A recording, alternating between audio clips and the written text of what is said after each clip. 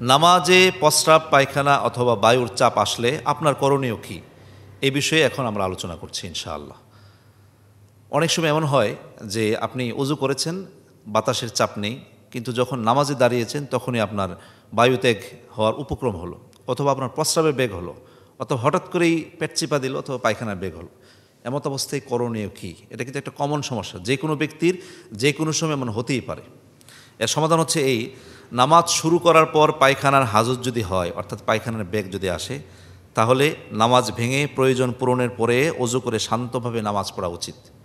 এটা জামাত ছুটে যাক, আপনি একা নামাজ পড়ছেন, ওয়াক্ত চলে যাক, ওয়াক্ত চলে গেলে কোনো অসুবিধা নেই।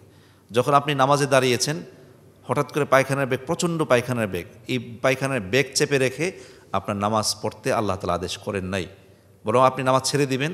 আপনি আগে হাজত সেরে পরিষ্কার পরিচ্ছন্ন পুত পবিত্র হয়ে হালকা হয়ে তারপরে আপনি নামাজে দাঁড়াবেন। এটা এমনকি জামাত পড়া অবস্থায় যদি এরকম হয়, আপনি জামাত ছেড়ে দিবেন।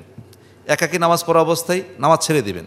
এমনকি নামাজে যদি ওয়াক্ত চলে যায়, ওয়াক্ত চলে গেলে আপনি নামাজ ছেড়ে দিয়ে আপনি আগে পুত পবিত্র হয়ে তারপরে নামাজে দাঁড়াবেন।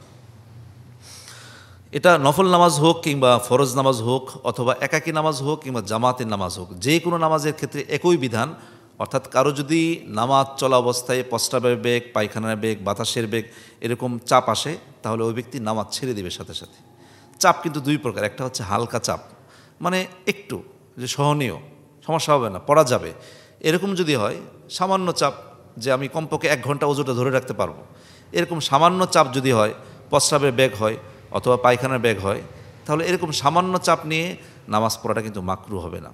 কিন্তু কেউ যদি প্রচণ্ড চাপ, মারাত্মক বাতাসের বেগ, অনেক কষ্ট করে সে কন্ট্রোল করছে, ভাবছে যে 3 রাকাত পড়ে ফেলেছে আর 1 রাকাত বাকি আছে, নামাজটা শেষ করে ফেলি, শেষ করার প্রয়োজন নেই, ওই ব্যক্তি সাথে সাথেই ওযু নামাজ ছেড়ে দিবে, সে তার হাজত পূরণ করবে, নতুন করে ওযু করে সে নামাজ পড়বে। পায়খানা বেগ হয়েছে যে আপনার 3.5 রাকাত শেষ, অর্থাৎ শুধু সালাম ফেরাবেন, ঠিক এই মুহূর্তে প্রচণ্ড প্রস্রাবের বেগ কিন্তু পায়খানার বেগ হয়েছে, আপনি সাথে সাথেই সালাম ফিরে নামাজ শেষ করে দেন, নামাজ বাতিল।